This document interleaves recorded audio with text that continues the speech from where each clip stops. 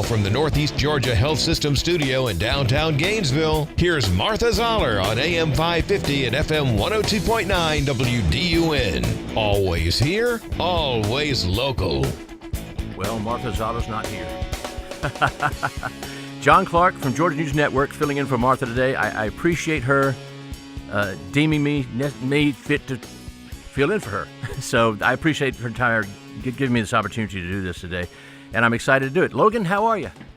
I'm doing great today, John. It is Thursday. We are getting a little bit cloudy out here. We need some rain. We desperately need some rain, though. We do need some rain. My goodness. It's cool still, but in the afternoons it's summer almost. I'm about to say, I come into work, right, 5 in the morning. It's usually pretty chilly. It's been about low 50s, give or take, the past couple of days, but when I'm leaving, though, John, usually I usually wear a light jacket coming in. I have one on right now. Usually once around 11 o'clock when my shift ends, I'm shedding that thing and throwing it in the back of my car. Yeah, it really and you know what? Now, and this is my first time in this new studio.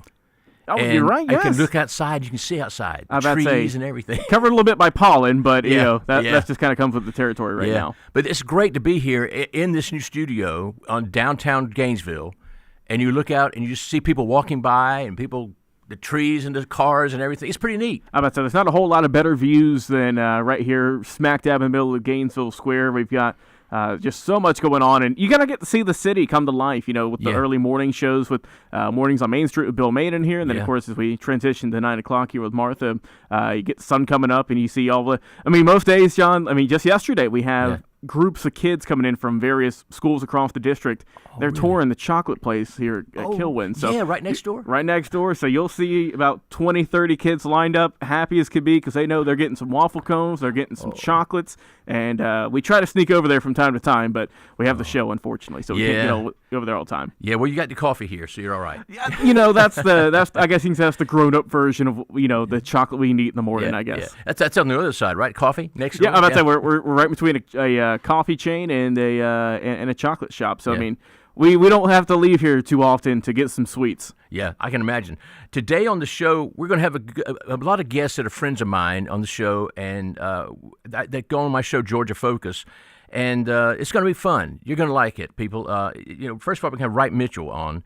He's the president and CEO of the Georgia Trust for Historic Preservation. He is really interesting because they have a list of top 10 places in peril every year. And already they have a list of places in peril that may be destroyed if they're not taken care of or may run whatever. One of them is already lost, and that is the Legion Pool at the University of Georgia in Athens. It's already been lost, so they got 9 now that they can still work on.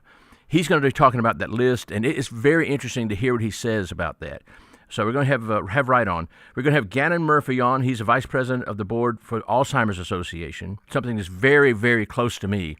Very dear to my heart, and he's got some personal stories about Alzheimer's, and I have never met him before, but I understand he is very, very interesting, and his dad, I think, had Alzheimer's, and Alzheimer's is something that I'm very close to, and I'm very much on board with them, what they're doing, so I'm looking forward to talking to him and to meeting him.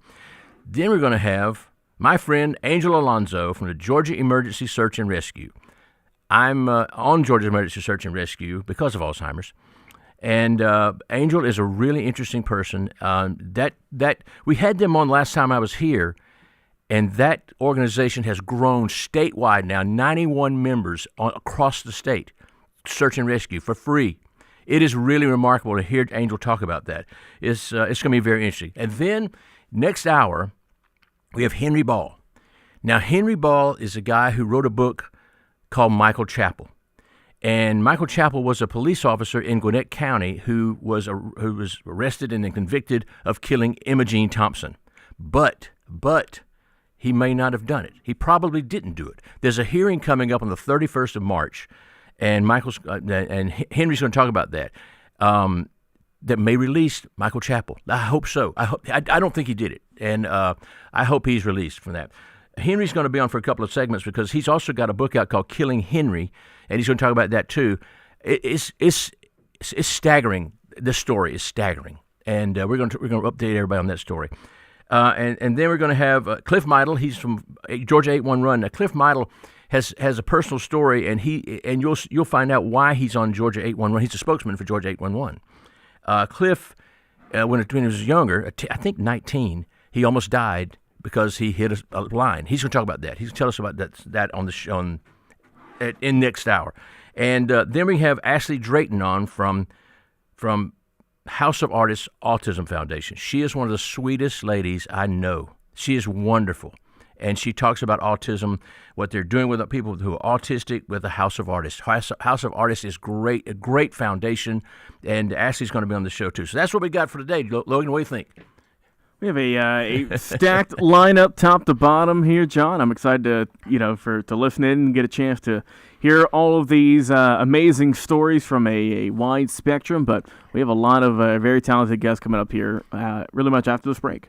Yep, after this break, and I guess we're ready to take the break now. Now, we're ready to go? Go for it. Whenever you're ready, let's go for it. We'll go for it. We'll take a break right now, and I'll be back with you. We'll have Wright Mitchell, the president and CEO of Georgia Trust for Historic Preservation. He's up next. John Clark filling in for Martha Zoller today on the Martha Zoller Show.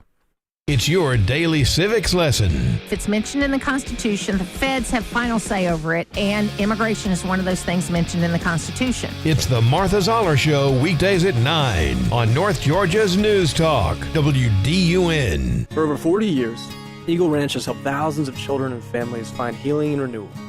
My name is John Shackelford, and I'm the executive director of Eagle Ranch.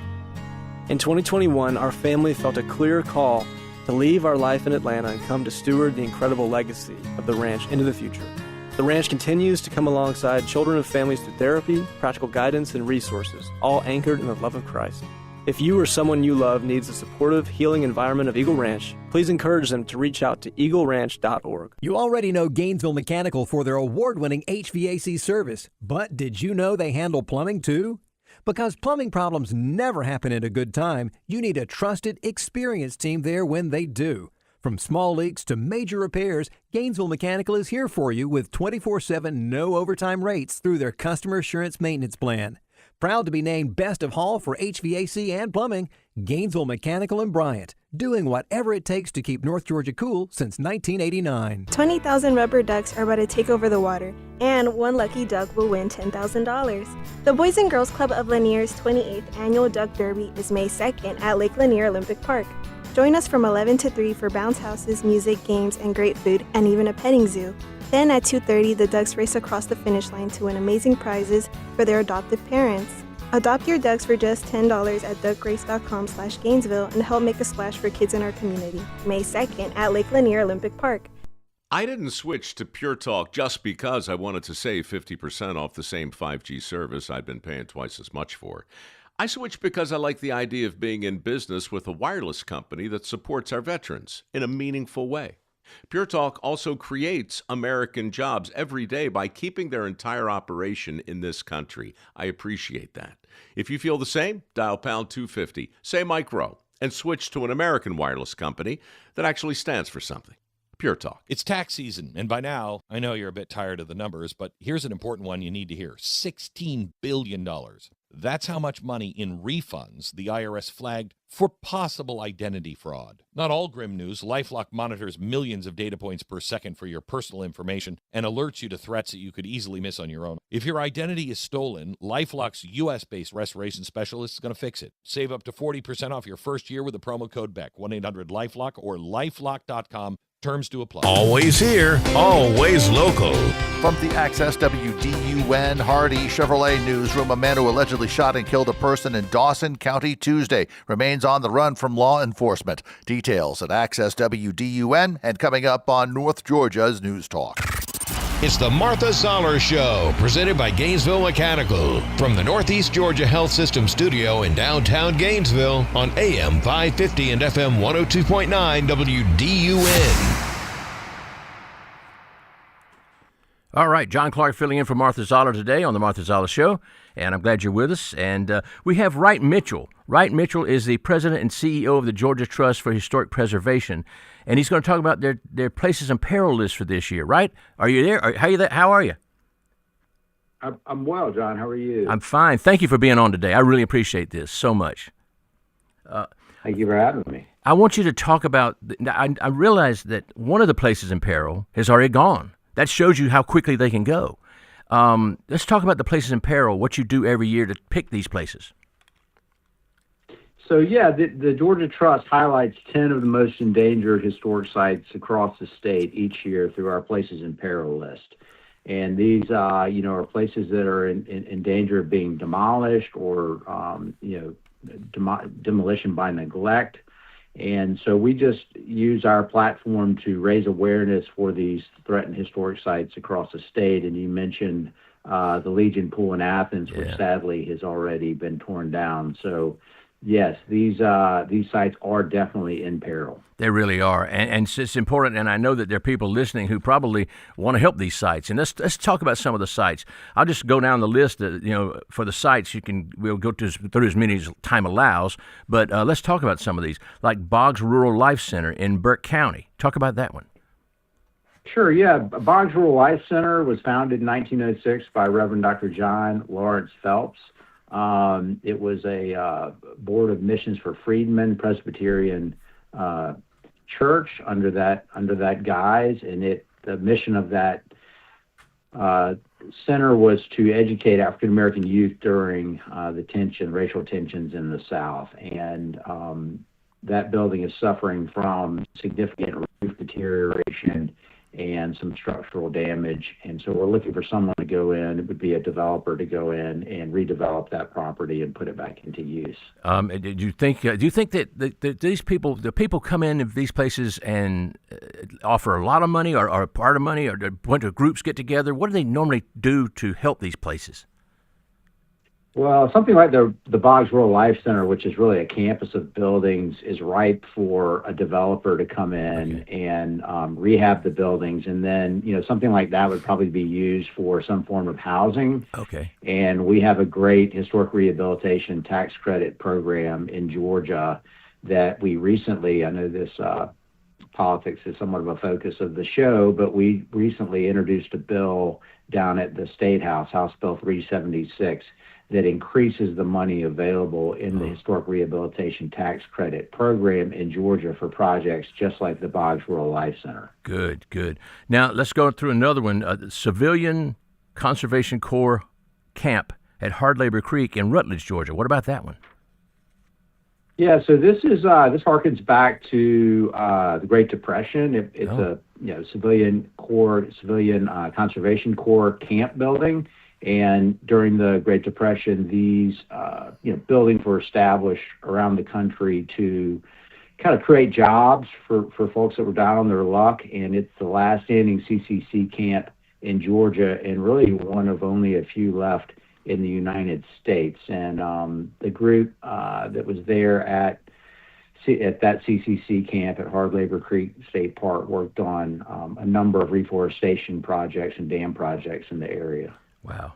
What about the Eggleston Hall at All Saints Episcopal Church? That's in Atlanta. That's right in town there. Yeah. That is in Atlanta. That is in Atlanta. That is right in Midtown Atlanta, and it is a pretty significant Akron Plan church building.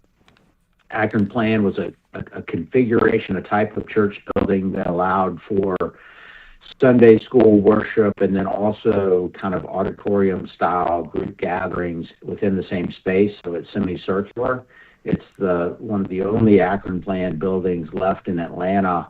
And in addition to being significant architecturally, it also hosted a number of musical performances in the 20s and 30s. It was built in 1917 for some of Georgia's and really the South's most significant early musical acts like the Carter Family and Blind Willie Tell. Oh, wow. And also during the civil rights era hosted lots of interracial gatherings. So it's very significant architecturally and for its cultural association with the city of Atlanta, and the church is considering tearing it down. Oh, man. Now, is it still used for something today? Do they still have things in it?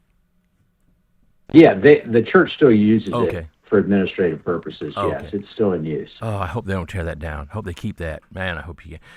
We talked about the other one on the list, the Legion Pool at the University of Georgia. Unfortunately, that's already gone. That's what happened with that?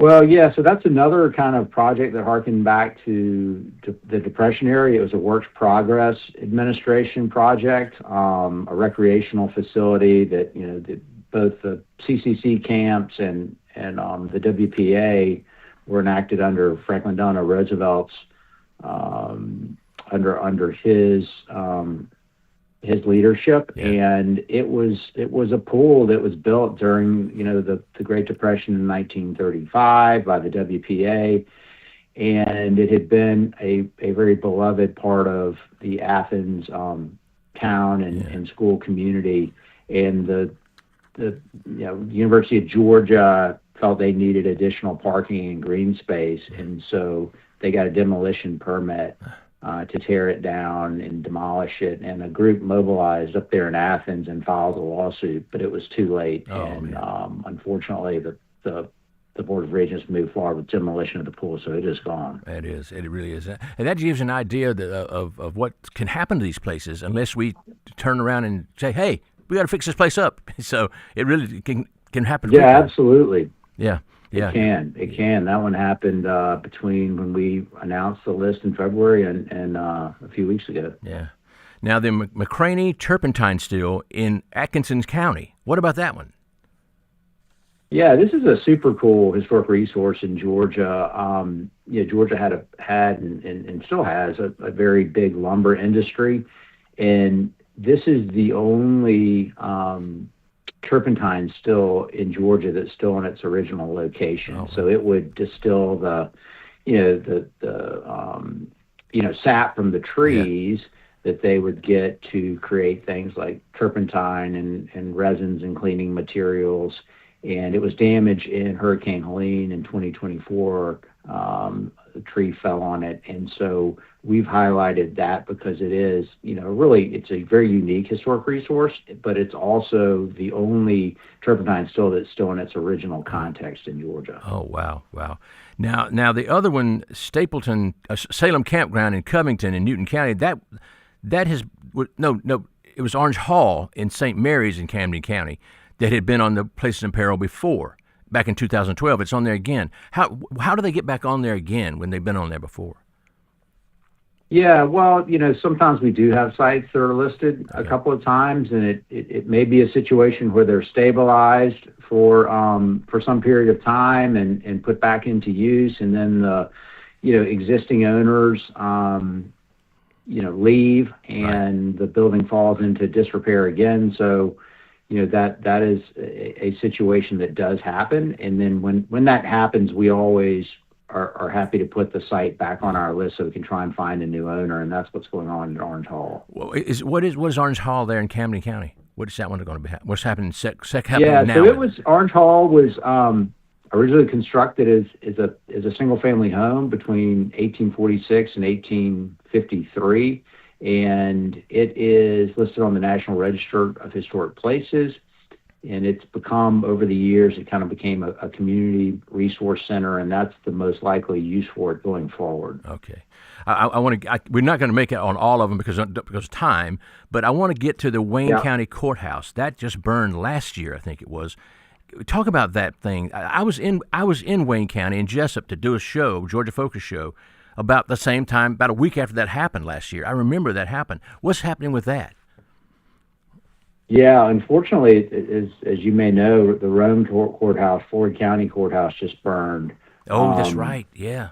Up in northeast Georgia, and this is another courthouse that suffered a fire, that's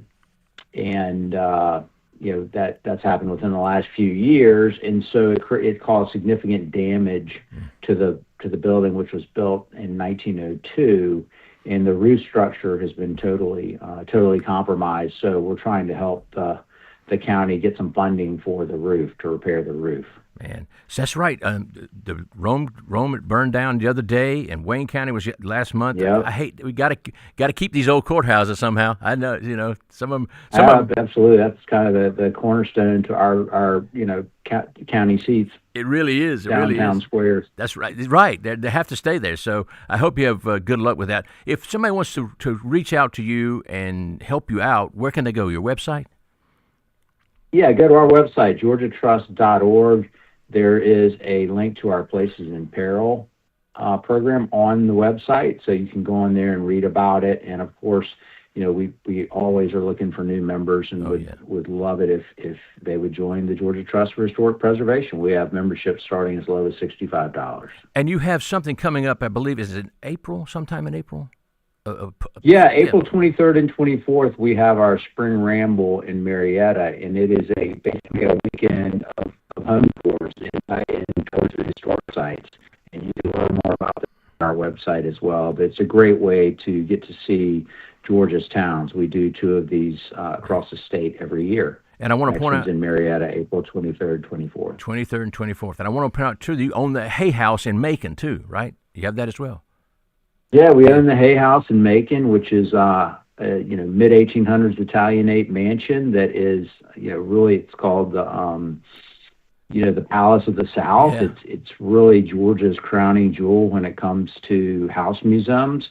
So if you're in Macon or near Macon or traveling through Macon on the way down to Florida, definitely stop off and take a tour of the Hay House. It is open for public tours, and it's well worth the visit. Well, thank you so much for being on today, Wright. I appreciate you taking the time out today to talk about this. It's very important to keep these places in peril, and any place is historical. I mean, we look at downtown Gainesville. It's historical, and it's really booming here now. So that's what happens when you can keep these places. So thank you so much for coming on today. Absolutely. Yeah. Thanks for having me on, John. Have a good weekend.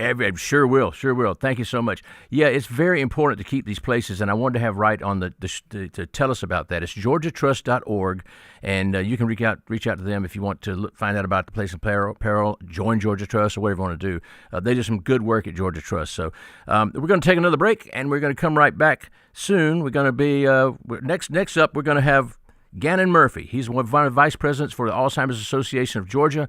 And he's going to have some really interesting stories to tell us about Alzheimer's. We appreciate that. John Clark filling in for Martha Zoller on The Martha Zoller Show.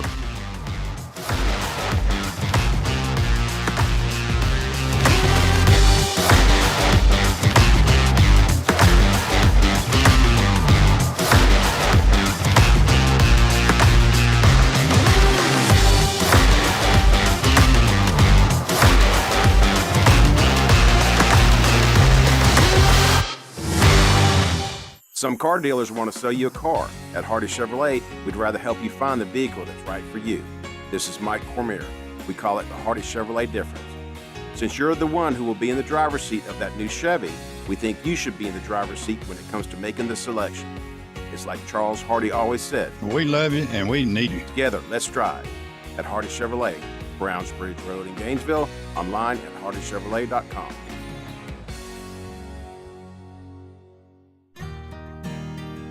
Has being aimless ever put you at your wit's end? Hi, this is Whit Martin, pastor of Asbury Chapel. There are times in life when we feel aimless, living like we're just wandering through each day and wondering what it is that we should be doing. It's a feeling that means we're searching for purpose, like there's something we know we should put our hands to. The Bible says in Ephesians 2:10, "For we are His workmanship, created in Christ Jesus for good works, which God prepared beforehand, that we should walk in them." Christians find their purpose in the work of God. God has created us to do works that are good in His eyes, and such work rescues us from an aimless and wandering life. We can have confidence about what to do if we put our hands to the work God is doing. If we will search the Scriptures and learn the ways of God, we'll always be able to engage the work of God, driven with purpose and peace about who we are and what we should do. And that is Wit's End. Asbury Chapel invites you to learn more by joining us at 758 Main Street or visit asburychapel.net for more info. Get breaking news fast. Sign up at accesswdun.com for breaking news alerts via text. Log on to accesswdun.com for details and to sign up. You can also sign up to receive local weather and sports alerts. Get the news first with breaking news text alerts from Access WDUN and North Georgia's News Talk. WDUN Gainesville, WDUN FM Clarksville, Gainesville. Always here, always local. It's 9:30. Talk Fox News, I'm Therese Crowley. President Trump holding his first cabinet meeting since Operation Epic Fury. With gas prices up to $3.98 a gallon, Israel has taken out Iran's Navy commander who shut down the Strait of Hormuz. Overnight, a strike targeted and killed Ali Reza Tangsiri, the IRGC Navy commander responsible for closing the Strait of Hormuz. Fox's Trey Yanks, President Trump posting Iran negotiators are different and strange, begging us for a deal, but saying publicly they're only looking, warning Iran better get serious soon before it's too late. The president also asking when is enough for Republican senators, urging them to terminate the filibuster to get past Democrats shut down and get our airports moving again. Meta and YouTube plan to appeal the landmark LA verdict that found them liable for a young user's mental health problems. TikTok had settled. It's already airing ad campaigns about safety. America's listening to Fox News. Always here, always local. From the Access WDUN Hardy Chevrolet newsroom, I'm Steve Winslow, and Dawson County Sheriff's Office is looking for 52-year-old Roy Jojo Holloway today. The ball-ground man was allegedly behind the shooting death of a person Tuesday. WDUN's Hamilton Keener reports. The sheriff's office said the shooting occurred in the area of Highway 136, just west of Keith Evans Road. Holloway and the victim were known to each other, and authorities do not believe there is an active threat to the public, but Holloway is considered armed and dangerous. The name of the victim has not been released. Holloway is a white man, bald with blue eyes. He is 5 feet 9 inches tall and weighs around 200 pounds. A woman, Ariel DeCarly, is reportedly with Holloway, and she is wanted for questioning. As drought conditions worsen, officials now are warning of high wildfire risk in the North Georgia mountains. More from WDUN's Caleb Hutchins. The U.S. Forest Service says dry vegetation throughout the North Georgia portion of the Appalachian Trail means that even a small spark or fire could lead to a fast-moving wildfire. Officials are advising the public to not build campfires in the area, avoid using stoves or equipment that could cause sparks, and to never discard cigarettes or matches on the ground. All of Northeast Georgia is under either severe or extreme drought status, according to the latest report from the U.S. Drought Monitor. You'll find more news online by going to Access WDUN. Now here's your Access WDUN forecast. Great Thursday morning, North Georgia. Some clouds giving way to partly cloudy skies, which means, yes, some sunshine, and it's heating up. Highs in the upper 70s to near 80. Partly cloudy to mostly clear skies tonight, upper 50s by early tomorrow. From the Access WDUN Weather Center, I'm meteorologist Holly Strano. In Sugar Hill, 56 degrees, Sawteenacoochee with 53, and in Gainesville, 55. From North Georgia's News Talk AM 550 and FM 102.9 WDUN. Attention, Antifa, human traffickers, cartels, and woke DAs. With Chris Carr as governor, you won't stand a chance.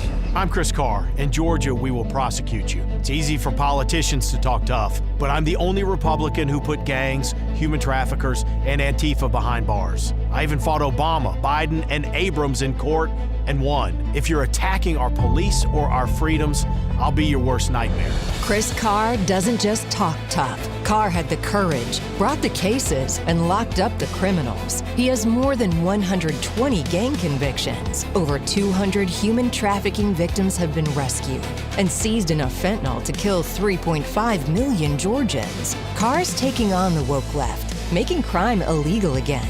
As governor, Chris Carr will keep up the fight and never back down.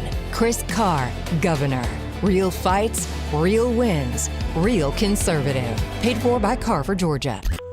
Use the Access WDUN Talk and Text line, presented by M&R Rental at 770-535-2911, and be part of the conversation. From the Northeast Georgia Health System studio in downtown Gainesville, it's the Martha Zoller Show on AM 550 and FM 102.9 WDUN. And it's John Clark filling in for Martha Zoller today. I'm from the Georgia News Network and host of the program Georgia Focus on there. We're going to have Gannon Murray on in a few minutes. He's going to call in any minute now. He is the vice chairman of the Alzheimer's Board for the Alzheimer's Association of Georgia. And he's going to talk about his father had younger onset Alzheimer's several years ago. And he spent some time talking about health equity and specifically his journey trying to get proactive testing done. I know they're thinking that now you used to only be able to tell if somebody had Alzheimer's through postmortem, and now you can tell it they can have it now. I know about Alzheimer's. My grandparents died of Alzheimer's, and it's what caused me to get involved with Alzheimer's. And you'll hear me talk with Angel Alonso next segment on Georgia Emergency Search and Rescue. I'm a member of Georgia Search and Rescue because I'm an Alzheimer's. I teach police officers how to look for people with Alzheimer's. And it was because my grandparents died of Alzheimer's years ago. And so I hope he calls in. He hasn't called in yet, but I hope he does call in about it. I can talk about Alzheimer's all day, so that's not a problem talking with it. I bet if I ask you, somebody out there in radio land, if you know of somebody with Alzheimer's, you probably do, and it's becoming more and more prevalent now than it was 20-something years ago when my grandparents had Alzheimer's. We were in Albany, Georgia. Dawson, Georgia, is where they suffered. And when they died of Alzheimer's, nobody even knew about it. Nobody knew about it. The doctors knew about it, but they didn't know much about it. Now we have an Alzheimer's Association. You can call them out. Their 24-hour helpline is 800-272-3900, and there's always somebody on that line that's going to take your phone call and is going to help you out. And so Gannon's he's been talking about testing done, and I was talking about that too, whereas it was done with post-mortem. Now they're testing with blood test, and they can test you with all sorts of tests now and tell you if you have it. They don't have a cure for it. There's no cure yet for Alzheimer's. They're working on it. They've got some medicines that are involved in helping you with Alzheimer's. They help eliminate some of the symptoms, but they don't have anything to cure it yet. I don't know anything about the cure. I just know that we got to do something about it. We got to do something about it. Otherwise, we're all going to have Alzheimer's. And it's so random. It's not by race. It's not by ethnicity. It's not by how much money you make. It's not by who you are. It hits you like a ton of bricks. Alzheimer's does, and many times it hits you with no symptoms. Nothing's happened before. Bam! All of a sudden they have Alzheimer's. They tell you they have Alzheimer's. So it's something that is very close to me, very close to my heart, and I hope he calls in. He's probably not going to call in now, but we'll talk about Alzheimer's. Logan, do you know anybody with Alzheimer's? Yeah, I mean, my grandparents a couple of years ago went through that, and like I said, you can hear through Alzheimer's typically coupled with dementia, right? Those are usually for the most part go hand in hand together. And I mean, it's, like I said, it's something that comes out of nowhere, right? It does. Mm-hmm. There, at least to my knowledge, which is limited, I don't know of any preventative measures that people can take. I know obviously, they say as you get older, it's good to keep, training, right. Train your brain. What's the phrase of use it so you don't lose it? That's true for, really just anything on the human body. But, I mean, it's just something that anyone who has to either go through it personally or has, family members or loved ones or friends who can help out, it really does bring people together in a way. But like I said, it's obviously something that researchers and scientists and doctors are tediously working over years and years now of research that they're getting together to try and I don't know if there's a magic pill or if there's something in the works or a shot that can prevent maybe like the harshness of it, right? Over time, but just got to keep faith and hope that in due time it'll come out. That's right. And we look at when my grandparents died, they died back in the 90s. And I look at how we were then and how we are now. We've made progress. But in that length of time, we haven't made very much progress. We can now diagnose it and tell it they had it ahead of time, but we can't cure it. We can treat some of the symptoms. We can't cure the disease. So it's not just for old people anymore. Now people in their 40s. Right. The youngest person I ever heard had Alzheimer's was 20 years old. Wow. He's one case down in Florida, and I've heard him 20 years old. I remember when I first started working with Alzheimer's, there was a lady nearby, 35 years old, who had Alzheimer's, and her mother, who was 80 years old, was taking care of her. those are few and far between. But you're seeing people in their 40s and their 50s and in the 60s getting it now. Yeah, I mean, and like you said, it's not like it's, you hit this certain age and then, you might have a risk for it. Because I feel like that's kind of a stigma, just as people get older. But like you mentioned, the person in Florida who was only 20 years old, my goodness. I mean, man, that's terrible. No, I mean, that is, you don't see that very often, thankfully. Right. But that, that kind of shows that it doesn't discriminate, like you said earlier, about race, ethnicity, or gender, or anything along those lines, or age, for that point as well. But it's hopefully something. I don't know if do you have any idea if genetics play a part of it or not? I know you've done more research on it than I have. But. I want to think that some that does some, but not all, not enough to really make much of a difference. Really tie it down. Yeah. Okay. I don't have it so far. My grandparents had it, but I don't, and I'm thankful for that. My mother and my father don't have it, and I'm thankful for that. So, but who knows? I don't know. And we're talking about Georgia's Emergency Search and Rescue, and Angel's going to talk more about this later on when he comes on next segment. That's most of what our calls are for. Police departments and families call us for Alzheimer's patients. And we have to go looking for them. We looked for one. We had one a couple weeks ago that was deceased, but we found her. We brought her back home to her family, and it's so important to us to bring them home to their families. It's just and there's certain things that you ask, and when an officer comes out to your house to investigate somebody who's Alzheimer's, he's got to ask you some certain questions, not the ones he usually asks. He has to ask very questions as to who the person was, because you got to look back. Who the person was, who they were. You need to find out what they talked about, what you talked about with them. Everything like that leads the searchers to find them. And so it's very important that you do that. I want you to remember that, too. If you get somebody that's lost, tell that officer who they were. Tell the searcher who they were. That's very important in the race against Alzheimer's. I'm sorry we didn't get Gannon Murphy on today, but... It would have been good to hear him, because I want to hear his story and about his father. But next time we'll go ahead and take a break now. But we'll get him on. Remember this: call the 800 number. Alzheimer's line is 800-272-3900. They will help you. Call them. Right now we're going to take a break, and we're going to be back with Angel Alonzo for Georgia Search and Rescue. Georgia's Emergency Search and Rescue. I'm John Clark, filling in for Martha Zoller on the Martha Zoller Show. All the updates on the way home. Afternoons move faster with the essential updates you need. Your show is just so informative. It's The Drive at 5, weekdays on AM 550 and FM 102.9 WDUN. You don't need the luck of the Irish or follow the rainbow to find a pot of gold. Just get to Krause Family Hyundai of Gainesville, where you'll get 115% of book value for your trade. And during our Saving of the Green sales event, discover as low as 0% APR financing on popular models like the 2026 Santa Fe. Plus, you get America's best warranty, a 10-year, 100,000-mile limited powertrain warranty, and Hyundai Assurance. Don't just wear green. Come save green at Krause Family Hyundai on Atlanta Highway off I-985 in Gainesville, or visit KrauseFamilyHyundai.com for full details. It's bad enough you get wet when your roof leaks, so don't get soaked when it comes to getting it repaired. This is Chris Earls at Georgia Select Roofing, where we have outstanding Google reviews and an A+ BBB rating, because we know roofing and customer service.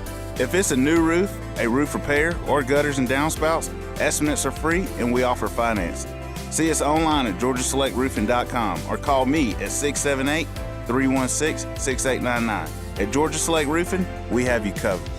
For over 40 years, Eagle Ranch has helped thousands of children and families find healing and renewal. My name is John Shackelford, and I'm the Executive Director of Eagle Ranch. In 2021, our family felt a clear call to leave our life in Atlanta and come to steward the incredible legacy of the ranch into the future. The ranch continues to come alongside children and families through therapy, practical guidance, and resources, all anchored in the love of Christ. If you or someone you love needs the supportive, healing environment of Eagle Ranch, please encourage them to reach out to eagleranch.org. Donna, did you see the machines they just put in here? The coin-operated ones? Yeah, by the fountain drinks. So exciting. Gambling machines in a gas station? Who needs to go to Vegas? Pump a little unleaded, play a few slots. They are so fun. You know who got those legalized in Georgia. Who? Burt Jones. Burt Jones, our Lieutenant Governor Burt Jones? Yeah, that Burt Jones. He worked to legalize the whole $6 billion coin-operated gambling machine industry so he could get these machines into stores like this. Why would he do that? Because his family owns the stores. But it gets better. Burt voted to require that half the revenue went to the store owners. Like his family? Yeah, like his family. No wonder he's taken thousands from gambling interests. Sounds corrupt to me. Typical career politician. The House doesn't lose, Donna. This whole thing was a guaranteed jackpot. Yeah, for Burt Jones. The guy is seriously corrupt. The absolute worst. Thanks for nothing, Burt Jones. Paid for by Jackson for Governor. Always here, always local. From the Access WDUN Hardy Chevrolet newsroom, U.S. Fire Service officials are now warning of high wildfire risk in the North Georgia mountains. Details at Access WDUN and coming up on North Georgia's News Talk. It's the Martha Zoller Show, presented by Gainesville Mechanical, from the Northeast Georgia Health System studio in downtown Gainesville on AM 550 and FM 102.9 WDUN. And it's John Clark filling in for Martha Zoller today on the Martha Zoller Show. And I want to welcome Angel Alonzo on the show from Georgia Emergency Search and Rescue. And it's so befitting that he follows our Alzheimer's segment because he does a lot of Alzheimer's searching. Angel, how are you? Good, sir. How are you? I'm doing good. I'm so glad to have you on the show today. You're being a great guest. I want you to tell them, and I've told the people that I'm a member of Georgia Emergency Search and Rescue, but I want you to tell them how you've grown over in the last year. I mentioned that it was statewide. Tell us how you've grown in the last year. Well, we started off in Gwinnett County with 10 members that are volunteer certified, and Gwinnett County was strictly just for their county, and we noticed that there was a need throughout the state of Georgia that a lot of people are not secluded to Gwinnett County. People are going missing with Alzheimer's and dementia throughout the state, and we wanted to be able to reach out and help these families get their loved ones back. And I'm proud to say that our company, within a short time, probably about 2-3 years, we've grown to 90 plus members, and we are definitely meeting the need of the communities that are out there. Yeah, and you've grown, now that's 90 plus members statewide too, right? Anywhere you call us anywhere, right? That's correct. Anywhere in the state of Georgia, families can reach out to us, or they can call law enforcement and have law enforcement call us, and we'll send people out. Our job is to find their loved ones and bring them home safe. Yeah, we had a call last weekend in Albany, Georgia, and we went so talk about the South team. The South team's very active all the time. Oh, the South team, we went to South Georgia to let law enforcement know that, we have our South team is based out of Moultrie, and we also have a Spec Ops team, which is a specialized technical rescue and recovery team, and they are down in Nashville, Georgia, and a lot of small towns don't have the access that we do, like for drones, ATVs. We have boats with water sonar. We have divers. We have people that are with volunteer fire departments that are climbers. They know the ropes. So we bring to the table a lot that a lot of these smaller departments can't afford, or don't have it in their budget. But we bring this because the need is there. It is. And they've been getting used. Yeah, well, yourself, we went on, it wasn't an Alzheimer's, but it was a 15-year-old autistic boy.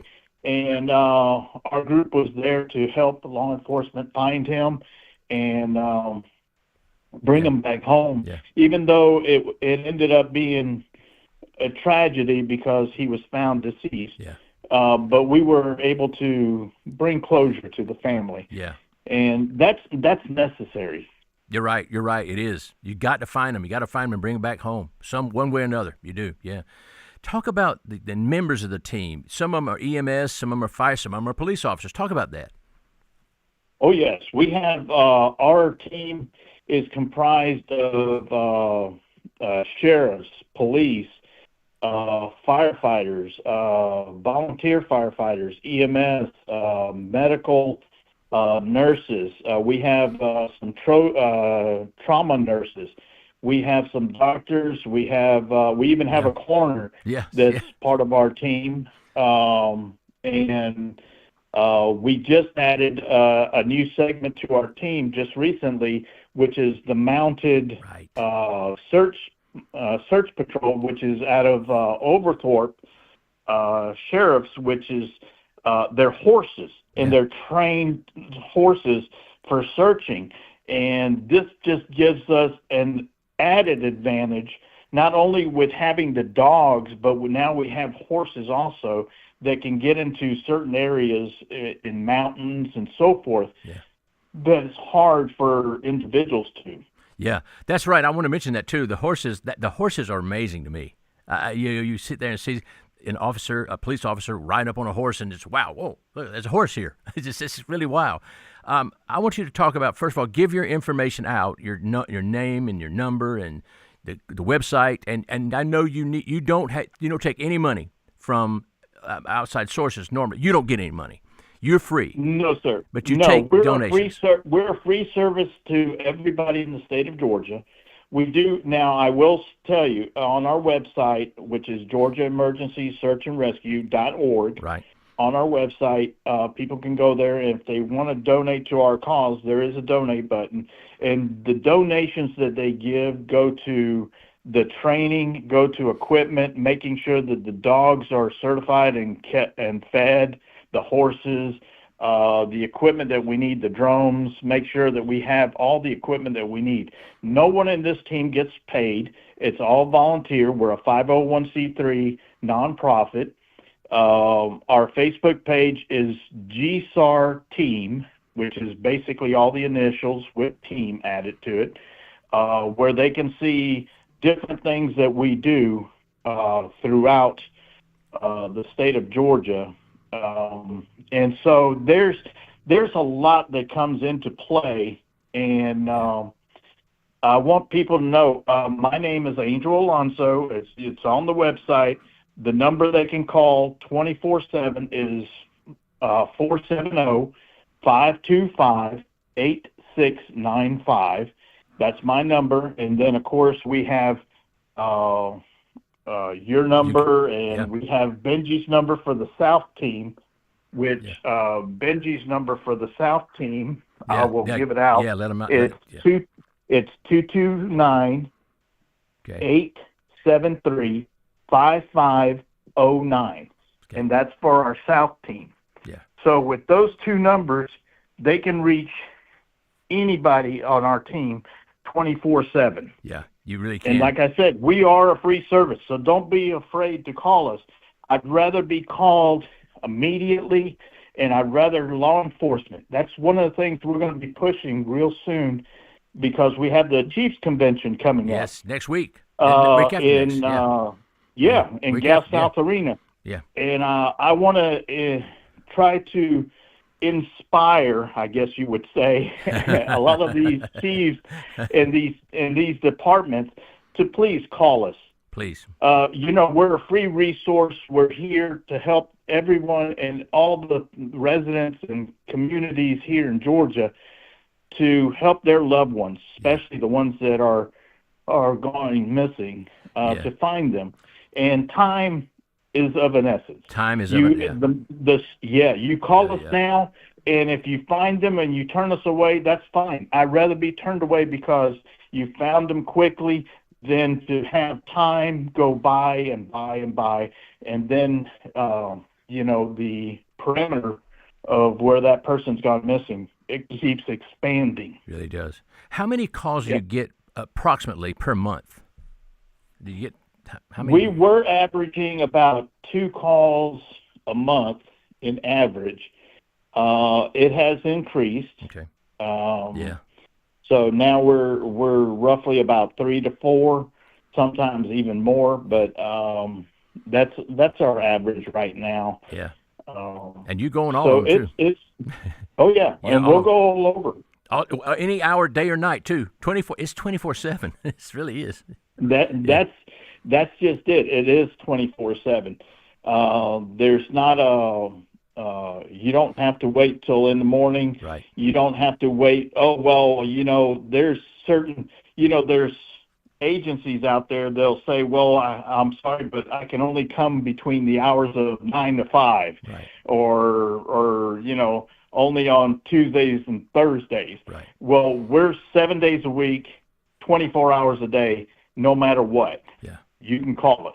Yeah, you really can. Even on Christmas Day, Thanksgiving Day, New Year's Day, you coming. You coming. Just call. Oh, yeah.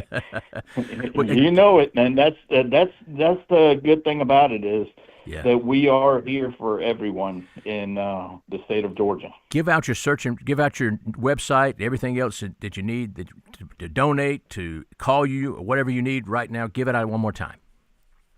It's Georgia Emergency Search and Rescue.org, and our Facebook page is GSAR Team, GESARTEAM, all one word, and that's our Facebook page. And the phone number that they can call is 470-525-8695. And I do want to say thank you to the people of the state of Georgia and Gwinnett County, because this, we were graciously honored with Best in Georgia of 2025 regional winner, and also we got Best in Gwinnett. Yeah. The award for Best in Gwinnett, which was a very good surprise to us. Yeah. But I think it goes to show how much we care. It does. About families and making sure that families are reunited. Well, it's great. It's great. I appreciate you coming on today, and we got to cut away in a minute. We've got a hard break. I appreciate you coming on today and talking about this. It's very, very important. We just talked about Alzheimer's earlier. We're going to talk about autism next hour, and I appreciate it, Andrew. Thank you very much. Thank you very much. Not a problem. Thank you, sir. John Clark, filling in for Martha Zoller on The Martha Zoller Show.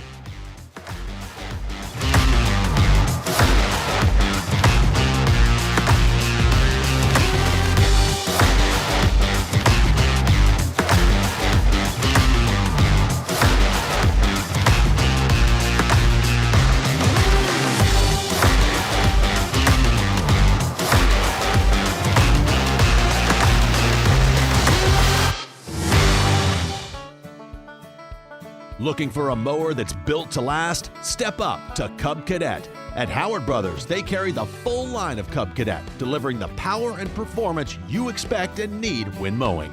And here's what really sets them apart. When you buy from Howard Brothers, you're not just buying a Cub Cadet mower, you're getting trusted service and support long after the sale. Don't buy your Cub Cadet just anywhere. Buy it where you can service it. Howard Brothers. This is a special alert to all Americans who own a vehicle with less than 200,000 miles with an auto warranty about to expire or with no warranty coverage at all. Due to a decline in the economy, CarShield is announcing a low-cost month-to-month vehicle protection plan that is now available to the public to save any driver out-of-pocket expenses on future auto repairs. Call now to find out how you can pay almost nothing for covered auto repairs. Yes, you heard that correctly. Pay almost nothing for covered auto repairs. An open phone line has been established for all drivers to call for a free quick quote. Call 800-478-6430 now. Drivers who are covered will not have to pay for covered repairs again. This protection plan is at an all-time low. Additionally, drivers who activate this vehicle protection today will also receive free roadside assistance, free towing, and car rental options at no additional cost. Call us for your free quick quote today. 800-478-6430. That's 800-478-6430. What do you have to lose? Call 800-478-6430. Again, 800-478-6430. WDUN Gainesville, WDUN FM Clarksville, Gainesville. Always here, always local. It's 10 o'clock. This hasn't happened since the Operation Epic Fury started. I'm Dave Anthony, Fox News. President Trump will hold a cabinet meeting this hour and get in-person briefings from the cabinet chiefs in charge of the military effort and the effort to keep food prices down and the effort to keep gas prices down. Gas is $1 a gallon more than before the Iran conflict started, and as the president keeps trying to work out a deal to end it, Fox's Peter Ducey at the White House also reads a Trump Truth Social post this morning. The Iranian negotiators are very different and strange. They are begging us to make a deal, which they should have been doing since they have been militarily obliterated with zero chance of a comeback, and yet they publicly state that they are only looking at our proposal. Wrong. They better get serious soon before it is too late, because once that happens, there is no turning back and it won't be pretty. Israel has targeted another Iranian military leader. Overnight, Ali Reza Tangsiri, a top IRGC Navy commander, was killed in a targeted strike in the southern Iranian city of Bandar Abbas. Tangsiri was the man responsible for ordering the closure of the Strait of Hormuz. He's a man who was also sanctioned by the U.S. government. Fox's Trey Yingst in Tel Aviv, where they keep dealing with barrages of missiles. Iran's also hitting a Gulf neighbor with missiles and drones. The United Arab Emirates killing 2 people there. Something else the president may discuss with his cabinet: the worsening situation at airports with hours-long security lines as more TSA agents, unpaid and a funding stalemate in Congress, don't show up to work. Last night, the president said, "We're going to send in the National Guard if we need to." And President Trump will like this news that just broke a few minutes ago. The International Olympic Committee has agreed to a new policy to exclude transgender athletes. The IOC stated eligibility for any female category is limited to biological females, and that SRY gene screening will be used to detect the presence of the SRY gene. That represents highly accurate evidence an athlete has experienced male sex development. That's Fox's Jared Max. The next Olympics in LA in 2028. America's listening to Fox News. Always here, always local. WDUN. From the Access WDUN Hardy Chevrolet Newsroom, I'm Hamilton Keener. 2 18-year-olds have now been arrested in connection with a Gwinnett County murder that happened earlier this month. WDUN's Caleb Hutchins has the update. 19-year-old Tavius Threat Jr. of Loganville was found dead in the driver's seat of a car that had just crashed into another vehicle on Spruce Circle near Snellville on the night of March 12th. When officers got to the scene, they found Threat had died of a gunshot wound. This week, officers identified 18-year-old Glenn Fitzpatrick of Winder and 18-year-old Michael Coker of Loganville as suspects in the case, and both were soon arrested. Both are being held in the Gwinnett County Jail without bond on charges of felony murder, malice murder, and aggravated assault. The Rabun County school system has named a new high school principal for the 2026-27 school year. The district shared Tuesday that current Rabun County High School assistant principal Kelsey Thompson will fill the role left vacant by Principal Justin Spillers. Thompson is a Rabun County Schools alumna and has also taught math and special education in the district. She has served as assistant principal for 6 years. Hall County's library system has set next Monday aside to celebrate a distinguished honor, and you're invited to join them. WDUN's Steve Winslow explains. Hall County Library System is throwing a party to celebrate being named the 2025 Georgia Public Library of the Year. The party starts at 4 p.m. at their Gainesville branch, Monday, March 30th. Back in January, the Georgia Public Library Service recognized Hall County System's progress in expansion of services despite financial challenges in recent years. Hall library officials say anyone unable to make the celebration in person will be able to view the live streaming of the ceremony at their other library branch locations. More details are available at the Hall County Government social media page on Facebook. And long lines are reportedly a bit better at Hartsfield-Jackson International Airport as midweek arrives. Passengers reported waits yesterday morning of roughly 30 minutes, which was a significant improvement from the day before. Additional Atlanta police and ICE agents are on hand to help with any issues at the airport. The airport's website still urges passengers to allow at least 4 hours for domestic and international screenings. There's more news at Access WDUN. Todd Starnes here for the folks at Extreme Clean Auto Spa, where keeping your car clean is easy and affordable. Extreme Clean keeps your car looking great with the touch-free car wash at their Browns Bridge Road location. Plus, they make it affordable with monthly memberships for less than the price of 2 washes, and it's good for 1 wash per day. Now, that's what I call a great value. So keep your car clean without cleaning out your wallet. Visit Extreme Clean on Browns Bridge Road and just off White Sulphur Road in Gainesville. Veteran-owned and operated. It's Extreme Clean Auto Spa. This is Grant Nichols, and at Loretta's Country Kitchen, we know life can really pile up. There's work, getting the kids to practice, and shopping. With all that, the week can really wear you out. The last thing you want to do is spend Saturday in the kitchen. Not to worry, we've just added lunch and dinner to our Saturday lineup at Loretta's. That's right, not only are we open for breakfast on Saturdays, but we're also serving up lunch from 11 till 2 and dinner from 4:30 until 8. Give your kitchen and your family a break with breakfast, lunch, and dinner Saturdays at Loretta's Country Kitchen, Mundy Mill Road, Oakwood, where it's all good.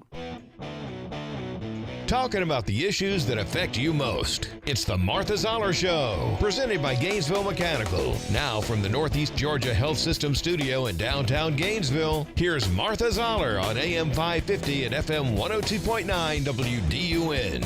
Always here, always local. Well, it's John Clark still filling in for Martha Zoller. I appreciate Martha letting me have this opportunity today. It's been a long time since I filled in for her, and I appreciate it. Well, gosh, I don't know how to set this up. This is an interesting segment. Henry Ball wrote a book called Michael Chappell. Michael Chappell was a Gwinnett County police officer who was convicted about 30 years ago, or give or take, 31 years or so ago, of killing Imogene Thompson. However, I don't think he did it, and he didn't do it. And Henry, are you on there? I'm here, John. Did I say it right? It's a complicated story. Yeah, it is. It's actually, he's been in prison. It will be 33 years. 33 years. In April. Hopefully we won't make it that far. But he was convicted in 1995, which I think that has been 31 years since the conviction. So you were right, but he's been in prison just a little bit longer. He's been in prison essentially since he was arrested about a week after the murder occurred. Now, and go ahead. No, go ahead. I want you to tell the story about what happened. And then how you wrote the book, and it's led to him coming up on the 31st getting a habeas hearing. Talk about that. Yeah, so I think that's the big ticket item right now is where we're at.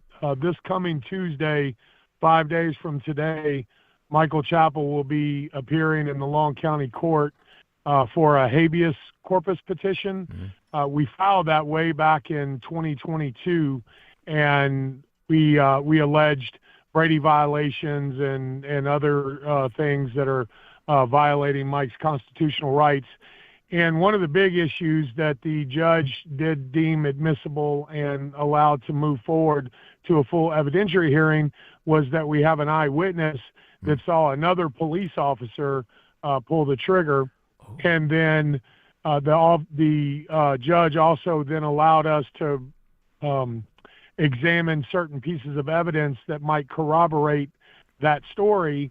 And so maybe about 6 months ago, we employed a couple of forensic experts, including the state's former chief medical examiner, and they were able to determine a couple of things. One that I have been really saying from the get-go is that the crime scene was staged. It really did not appear to me that both of the shots occurred inside the car, and it was critical to the state's case that it did in fact happen exactly as they said inside the car and where she was for the case against Michael Chappell to make sense. Well, the forensic experts have essentially proven that at least shots happened outside the car, and the crime scene was in fact staged, and so that tends to undermine the state's entire case.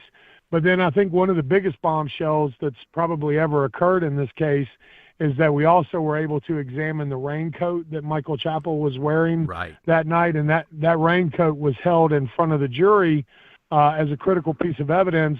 And Kelly Fight from the GBI had drawn like a couple of dozen black circles with a Sharpie pen around what he claimed to be a high-impact spatter pattern on that raincoat, and of course told the jury there's high-impact, high-velocity blood spatter all over this raincoat. And so, of course, Danny Porter asked Michael Chappell, can you give this jury any other reason for there to be high velocity blood spatter all over your raincoat, other than you were standing outside of Imogene Thompson's car when you shot her twice in the head. Yeah. And of course he couldn't answer that. And so they convicted him. And now we find out from forensic science that the raincoat is a type of material that would not have allowed the blood to stick to it. It's repellent to liquids and to and then Danny Porter reminded us that it was a biblical rainstorm out that night. So you've got a biblical rainstorm. And a material that is repellent to liquid, and yet they told the jury that it was just literally covered in high velocity blood spatter, and that was just scientifically impossible. And so when we presented those reports to the court, the state immediately asked for a continuance, and the judge granted it to give them a little bit more time to deal with it. And then the judge put the hearing back on the calendar for this Tuesday. Oh, man. And then the state filed a second motion to dismiss, asking the judge to dismiss our habeas petition and asking the judge to throw out the expert witnesses. And the judge, of course, Mike's attorney responded, and I thought it was a brilliant response. And then the judge took less than 24 hours to rule, and he denied the state's motion and said that we could call our witnesses, and said that he wants to hear the evidence. And we're going to have an evidentiary hearing this coming Tuesday. So all right. I believe Michael Chappell is about to get his day in court. I think he should, and I think he should get off, because obviously the evidence you presented goes counterclockwise to what the evidence they presented at the trial. And it just didn't make sense. And your book, Michael Chappell, really brought it out. It brought it out. But now you've had going on since then, Michael Chappell. Now it's going to be March 31st, Tuesday, and we got to go in a minute. We're going to have you in next segment, though. We don't want to talk about you and talk about your book, Killing Henry. But Michael Chappell's case is coming up. When is it now? Where is it? First of all. Well, it's in Long County, but it's actually going to be on Zoom or WebEx, and there will be a link posted on my Facebook profile and at the Facebook group, the Michael Chappell is Innocent group, and that link will allow anybody to watch in real time, and I believe it starts at 9 o'clock. And I'll start posting that link probably tomorrow. Okay. But it'll be available, through the hearing, again, 9 o'clock Tuesday morning from Long County. And if somebody wants to get a copy of your book, and I recommend it highly that you get this book called Michael Chappell, what should they do to get your book? My book is available at storiedpress.store. That is storiedpress.store. And it is quite a book. It's amazing to read. And I've had you on Georgia Focus throughout this whole thing. We've been chronicling this every time there's some new updates, and we're going to be having you on this show coming up pretty soon to talk about what happens Tuesday. And I hope it's good news. I hope we have Michael on there Tuesday. I hope we have Michael on there in April. Hope he's out. I hope so as well. I think that would be a very fitting into that series. Yeah, it would be. What does he think about this? You talk to him very much? Well, all of my communications with Mike go through his daughter at this point, and there's for a number of reasons we're kind of radio silent. Okay. And all I know is that he and the family have hope now where they probably didn't have hope before, and so I'm with them in that. And there were times during this that I felt like pushing a cart uphill and had boulders rolling down at me, but I feel like we've gotten to the finish line, and I hope that we're about to cross it successfully. I hope you're right about that, because this would have been resolved a while back had things not happened the way they happened, and you having to do some things you had to do. It would have been resolved by now, right?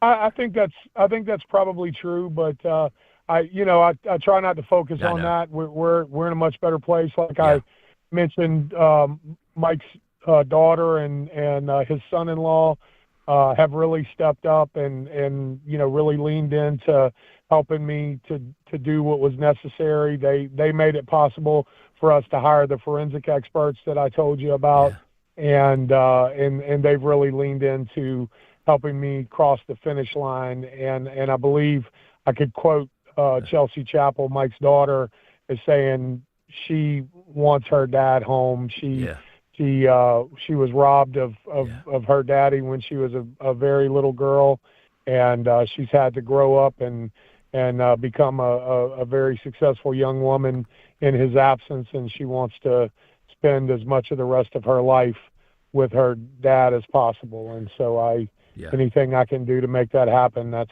certainly what I want to do. Well, I want you to do it too, and I'm looking forward to that day too. And we're going to talk next segment about your book, Killing Henry, and tell us about that book. So we'll talk about that in a minute. We'll be right back, and we'll talk more with Henry Moore. Henry Moore. Why do I call you that, Henry Moore? Henry Ball on about his book, Killing Henry. John Clark filling in for Martha Zoller on the Martha Zoller Show. Justin Allgaier wins in Darlington. After dancing with a lady in black, the O'Reilly Auto Parts Series heads for Martinsville for the NFPA 250 Saturday at 3 on FM 102.9 WDUN. Spring is calling. Are you ready to grow? At Full Bloom Nursery, we're kicking off the spring season with 5 acres of perennial shrubs and trees, all ready for your next outdoor project. This is Julie. I'd like to invite you to come experience the difference of a true nursery. Take a stroll through our display gardens and let our knowledgeable staff help you choose the perfect plant for your space. We're open Monday through Friday from 9 to 5 and Saturday from 9 to 2. Learn more at fullbloomnursery.com and follow us on Facebook to see what's growing.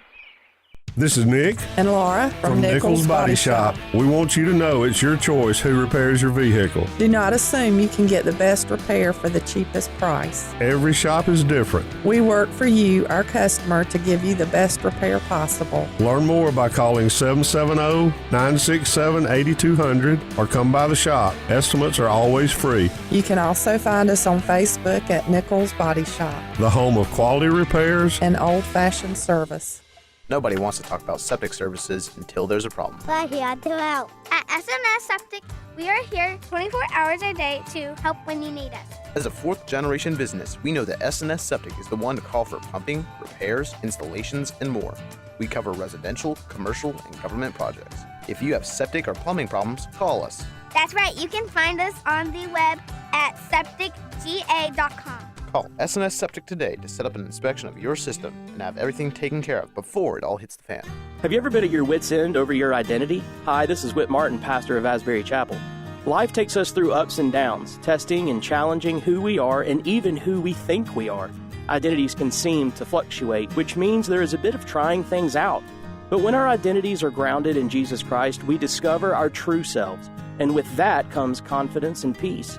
The Bible says in 2 Corinthians chapter 5, verse 17, "Therefore, if anyone is in Christ, he is a new creation. The old has passed away, behold, the new has come." To be in Christ means to find ourselves through God and not through anything else, not through interests, hobbies, passions, or desires. To be in Christ is for something new to come, something that is from God. I invite you to search God's Word and see that God has more for you than who you think you are. And let God reveal to you who you are in Him. And that is Wit's End. Asbury Chapel invites you to learn more by joining us at 758 Main Street or visit asburychapel.net for more info. Always here, always local. From the Access WDUN Hardy Chevrolet Newsroom, Hall County Clerk of Court's office announcing the creation of the Filing Activity Notification System for residents. Details at Access WDUN and coming up on North Georgia's News Talk. Use the Access WDUN Talk and Text line, presented by M&R Rental at 770-535-2911, and be part of the conversation. From the Northeast Georgia Health System studio in downtown Gainesville, it's the Martha Zoller Show on AM 550 and FM 102.9 WDUN. And it's John Clark filling in for Martha Zoller today from the Georgia News Network. And our guest today is Henry Ball. We've been talking to him about Michael Chappell and what's happening when the Michael Chappell case is coming up on the 31st, next Tuesday. He will be a hearing down in Long County, Georgia. That could very well, Henry, I guess, release him, right? That is one of the outcomes that is possible. Yeah. It's also possible that the judge could vacate the sentence without prejudice and essentially hold it over for a new trial, and that would essentially put the onus back on Gwinnett County. They would have whatever time frame the judge deems appropriate to decide whether or not they're going to file new charges and bring him back to trial. For a lot of reasons, I don't think that would happen. I think if the judge essentially ordered a new trial, I think Gwinnett County would essentially decline charges. I could be wrong, and I can't speak for them, but that's my suspicion. And then, it's possible that the judge could rule on some technicality or say, hey, it really doesn't matter that the crime scene was staged and that the state's case really never made any sense and that the most important evidence against Michael Chappell was manufactured, that just simply doesn't matter. I don't think that's what's going to occur. Similar things have occurred in this case in the past, but I feel like this judge has really been right down the line, fair, and I hope and pray that continues. And if it does, I feel like we'll have a good outcome. Well, I have to ask you this one, and I know your answer probably. If the judge rules Michael's free, he's out. What do you do now? Who do you look at? Who did it? Who did it? Yeah, who did it? Well, I think you just have to look at the eyewitness and who the eyewitness is saying he saw pull the trigger, and he says that was Officer J.P. Morgan.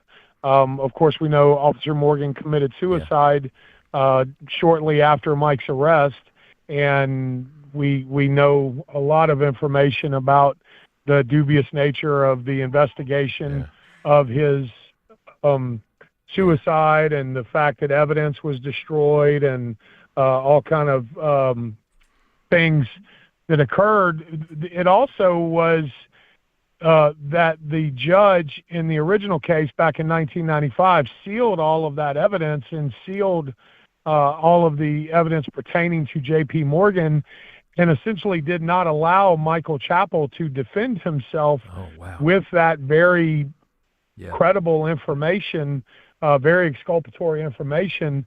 And of course, the judge in this case allowed those boxes to be unsealed, and that was one of the things that occurred a couple of years ago that led to all of the information that we have now. And so certainly there were a lot of questions around that investigation. And I know that at the time, GCPD basically offered as a reason for J.P. Morgan's suicide was that his daughter failed to make the cheerleading squad. I think she was 13 or 14 years old, and she failed to make the cheerleading squad at school. And GCPD said, well, that was the reason that he just couldn't go on and decided to take his life.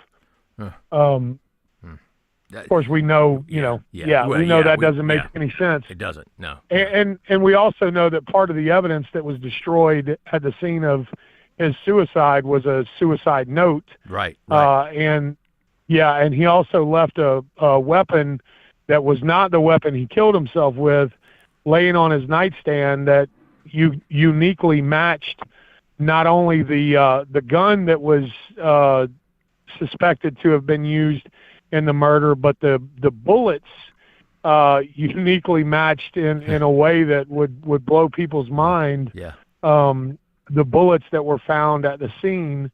And so and they didn't even take that into evidence. We didn't even know about it until 15 years later, when we were able to get a hold of the sealed medical examiner's report in that case. And lo and behold, the medical examiner described the gun on the nightstand, which had never shown up in any evidence logs.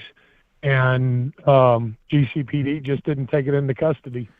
It's going to be interesting because when this happens, I know there are a few people that are nervous out there, and they have right to be nervous. They should be nervous because of what's happened.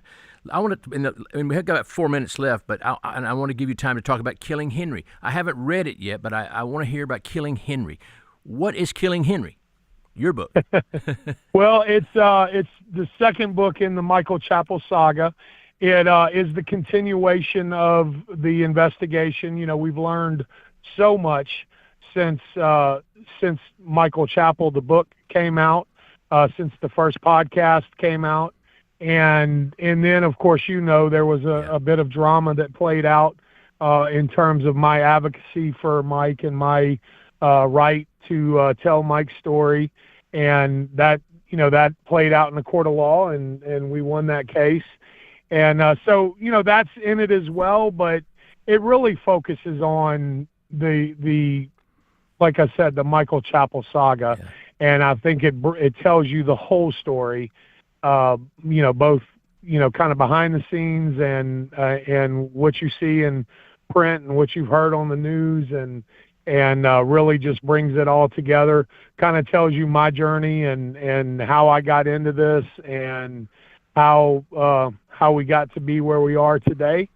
And I have been told it's a really good book. I hope that it's a really good book. I hope that people will enjoy it. It is available for pre-sale at that same link, storiedpress.store. That's storiedpress.store. And it's available with the Michael Chappell book as well as my other books.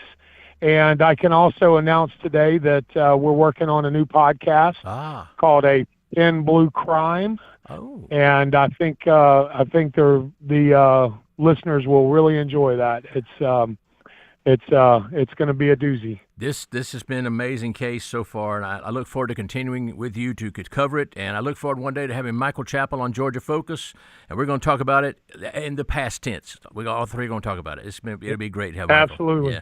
Thank you so much, Henry, for coming on today. I appreciate it. That book is. Look forward to that. Always good to talk to you, John. Thank you, Henry.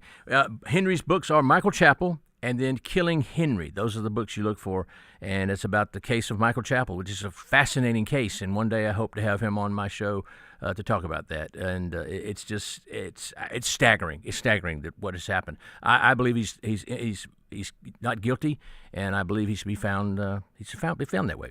We're going to go ahead and take another break, and coming up in the next half hour, we got Cliff Meidel for Georgia 811, and we have Ashley Drayton from House of Artists Foundation. She's going to talk about her work with the foundation, which is an autistic foundation, and they do some really great stuff with artists and music and things like that. And she's a wonderful lady. I love her to death, and I'm going to really enjoy talking to her. I always like to talk to her.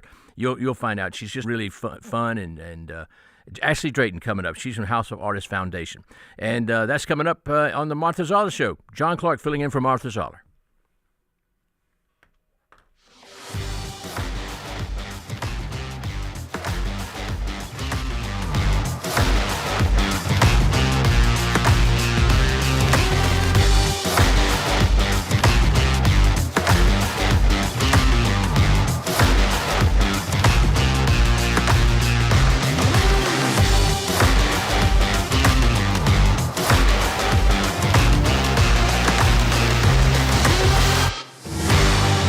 This Easter season, join Free Chapel as we celebrate the sacrifice and the resurrection of our Savior. We're starting off on March 29th with our Palm Sunday services at 9 and 11 a.m. Then our special Good Friday services are on April 3rd at noon and 6 p.m. And join us for our Family Day on Saturday, April 4th from 11 a.m. to 2 p.m. at our Gainesville campus. And finally, Sunday, April 5th, our annual Easter services are 9 and 11 a.m. with worship and a powerful message from Pastor Jensen Franklin. For details and campus locations, visit freechapel.org. It's tax season, and by now, I know you're a bit tired of the numbers, but here's an important one you need to hear. $16 billion. That's how much money in refunds the IRS flagged for possible identity fraud. Not all grim news. LifeLock monitors millions of data points per second for your personal information and alerts you to threats that you could easily miss on your own. If your identity is stolen, LifeLock's U.S.-based restoration specialist is going to fix it. Save up to 40% off your first year with the promo code BECK, 1-800-LifeLock or LifeLock.com. Terms do apply. I move mountains for a living. Literally. That means I don't carry hand lotion, and when it comes to serious heartburn, I don't mess around with anything but Rolaids. Rolaids' dual-active formula has calcium carbonate and magnesium hydroxide that relieves heartburn fast. Yeah, you heard right. 2 actives for that powerful relief. And the best part? The roll fits right here in my pocket, so I can get back to moving mountains. Rolade spells powerful relief. Read each label. Use as directed. Keep out of reach of children. And Tyler Reddick wins the Goodyear 400 at the Darlington Raceway. We have been pretty good as Cup drivers, but today just seemed like it was going to be a blue-collar type day. We're going to have to really work for it, and clutch performance by the entire team. Now it's time to see who wins a grandfather clock. It's the Cookout 400 from Martinsville, Sunday at 2:30 on North Georgia's home of NASCAR. WDUN Gainesville, WDUN FM Clarksville, Gainesville. Always here, always local. It's 10:30.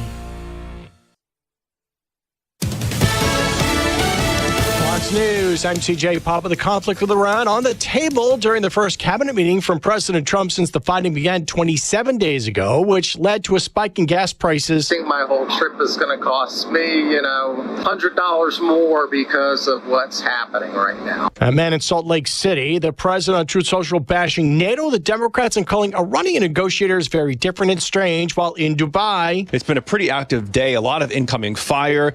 The UAE says 15 ballistic missiles, 11 drones fired at this country today. Our cell phones have been going off with the shelter-in-place alerts. It's Fox's Matt Finn in Dubai. The International Olympic Committee bans transgender women athletes from the Olympics. Will apply for the Summer Olympics in Los Angeles in 2028 and going forward. That's Fox's Jared Max reporting. America's listening to Fox News.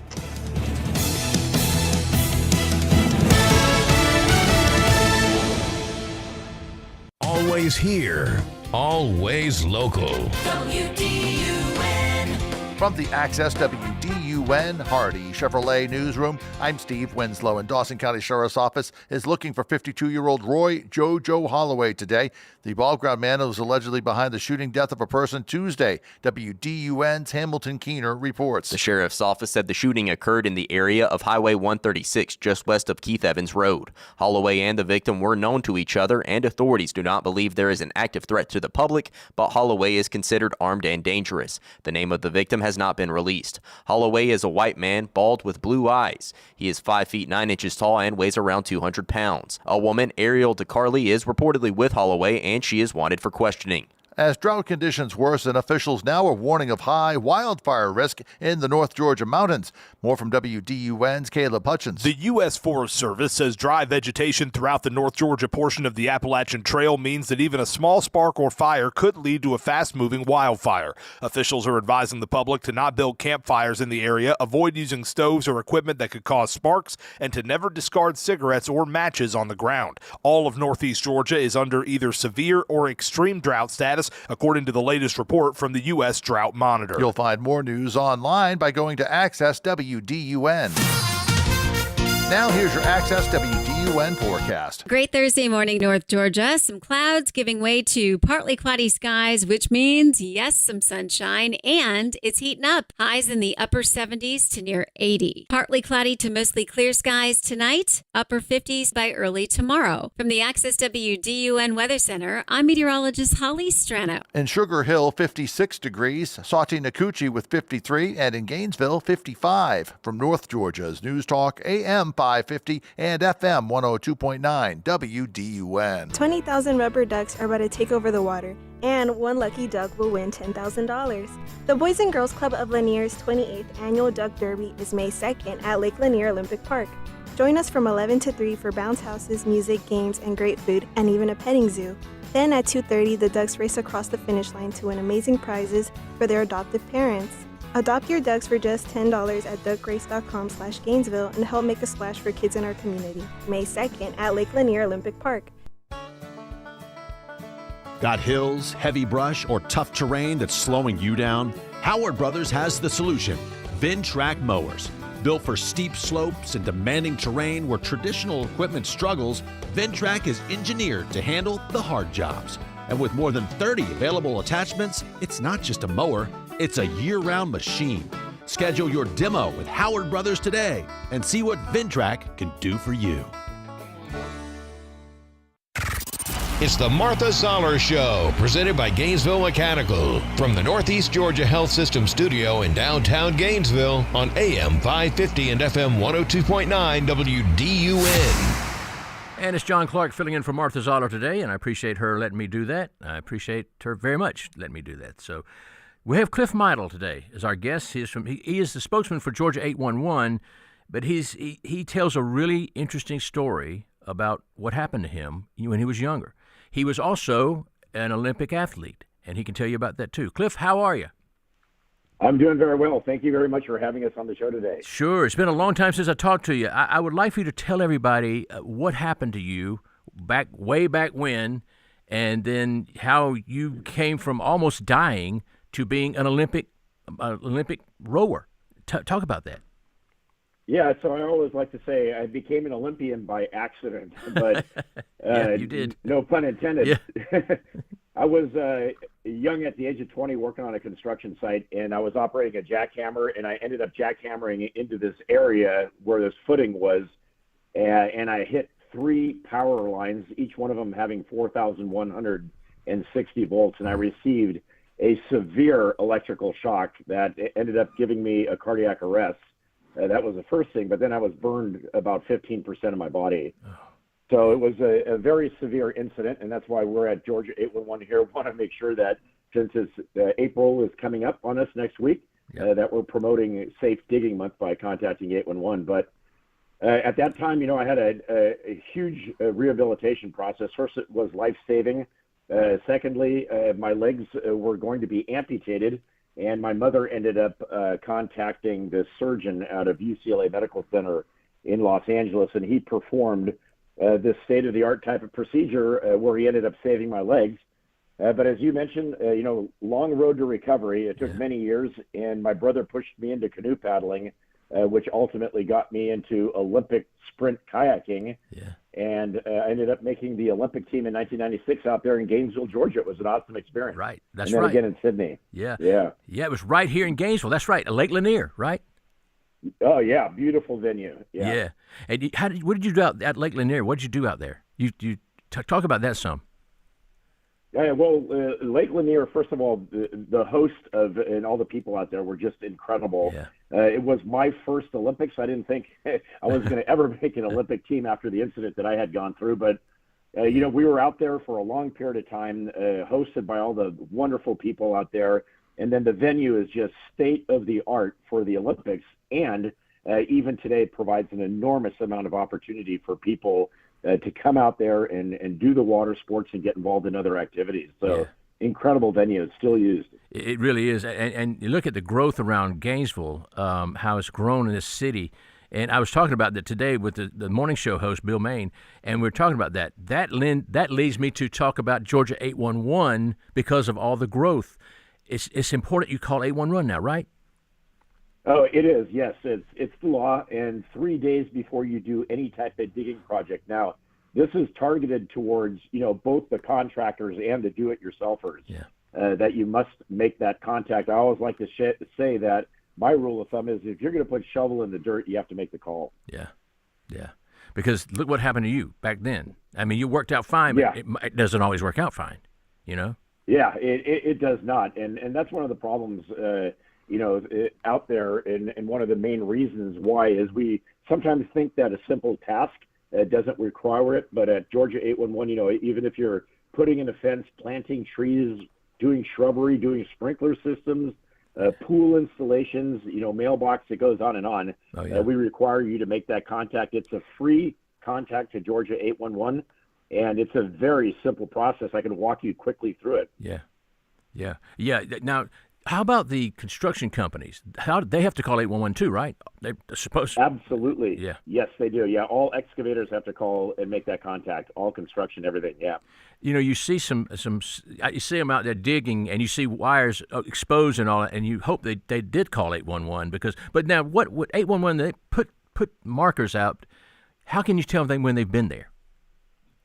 Yeah, so it's a simple process. So you make that contact. Either you could, simply pick up your telephone and dial 811, or go to Georgia811.com and you put in a ticket request 3 business days prior to doing any type of excavation. So what happens then is that Georgia 811 actually does not come out there and mark the lines. We contact our local member utilities, and typically a lot of us can have, up to 7 or 8 different utilities that are running through our yard or in the area we dig, where we're proposing to dig. And so it's very simple. So if, let's say, we're going to plant a tree on the weekend, we, go back 3 business days, we delineate the area in white.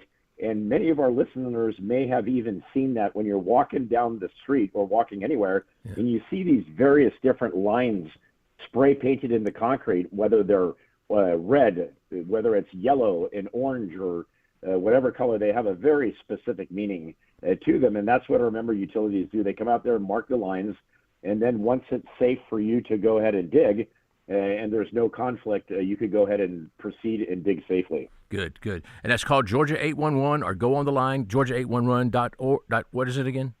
The website? Yeah, it's georgia811.com, or simply wherever you are in Georgia, just pick up your telephone and dial 811, and one of our customer representatives will be able to help you through the process. And you're the Georgia 811 spokesperson, but now I want to talk also, you also do motivational speaking. Talk a little bit about your speaking. Well, yeah, I do. Well, thanks for asking that. Yeah, I do a lot of motivational speaking, and you can imagine because of my incident, overcoming this huge adversity. And that's my primary talking points when I go out there, is because we all face difficulty in life, and I speak about, how to be able to walk through that process and try to, use the tool sets that you have, and don't worry about what you don't have, and focus on one of the number one things is the belief process that when we are going through hardship in life, we have to believe in ourselves that we're going to be able to overcome that. And I think that's the first big step, is just showing up and understanding that. So it's almost like, it's amazing how our bodies have so much muscle, right? But the number one muscle is our brains. And if we could develop repetition and then turn that into resilience, we can overcome almost anything we put our minds to. You're right. Well, now doing that, do you ever come back to Gainesville very much? Oh yeah, all the time. Yeah, I was there. I think I was there last year. Yeah. Oh, okay. Yeah, because for Georgia 811, public information is critical for us. We really want to spread this April safe digging message out there. So being able to hit all these different markets is great for us. It really gets the word out. Well, I know Gainesville's special to you because you're Olympic days. So out there on Lake Lanier, you go out there and look at that place. Look at Lake Lanier still. You still go out there, right?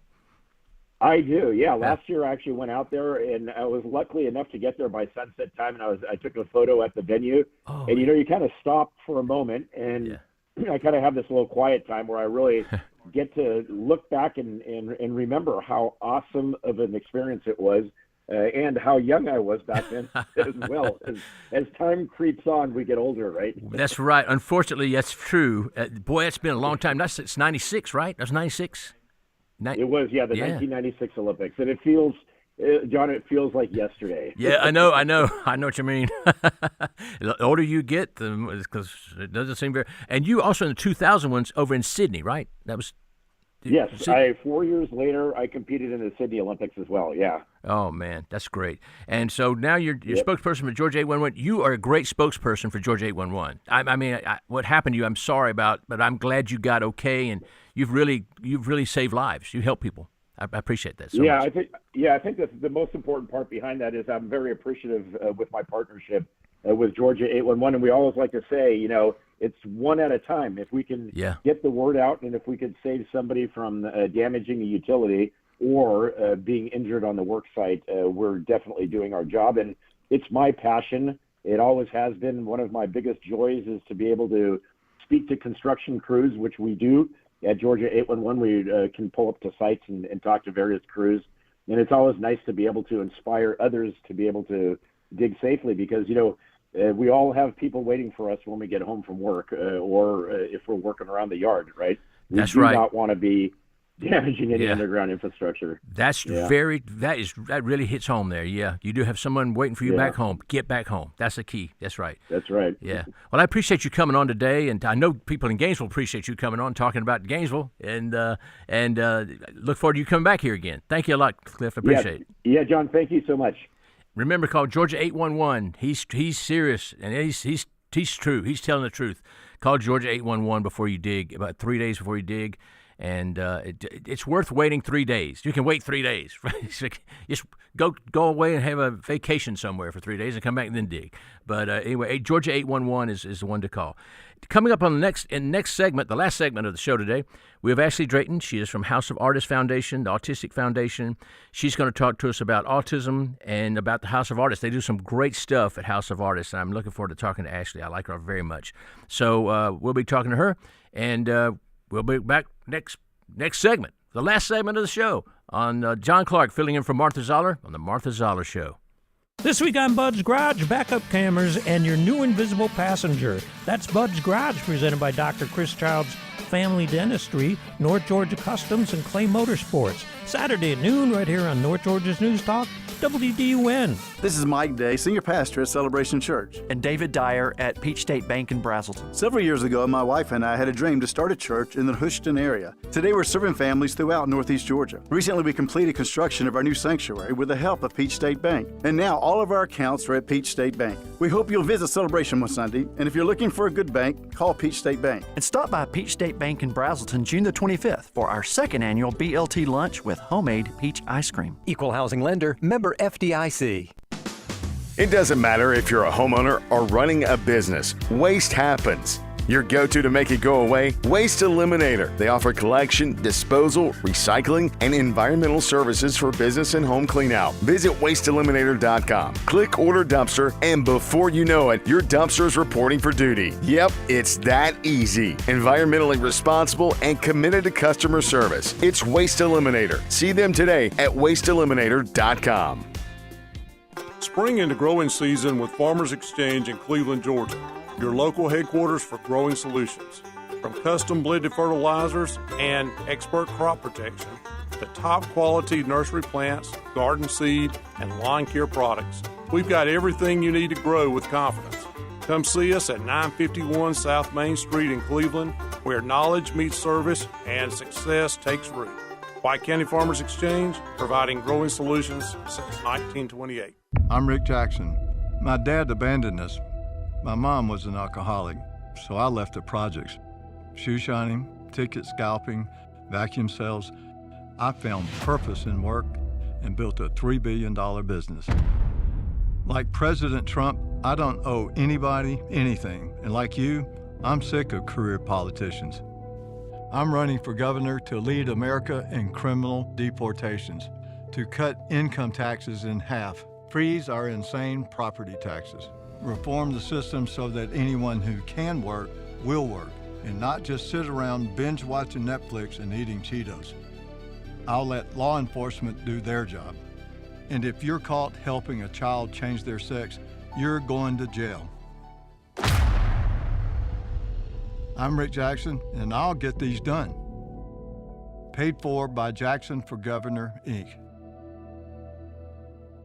Always here, always local. From the Access WDUN Hardy Chevrolet newsroom, a man who allegedly shot and killed a person in Dawson County Tuesday remains on the run from law enforcement. Details at Access WDUN and coming up on North Georgia's News Talk. Use the Access WDUN Talk and Text line, presented by M&R Rental at 770-535-2911, and be part of the conversation. From the Northeast Georgia Health System studio in downtown Gainesville, it's the Martha Zoller Show on AM 550 and FM 102.9 WDUN. John Clark filling in for Martha Zoller today on the Martha Zoller Show, and I appreciate it, Martha. Appreciate it very much. Today we're wrapping up the show today with the House of Artists Autism Foundation.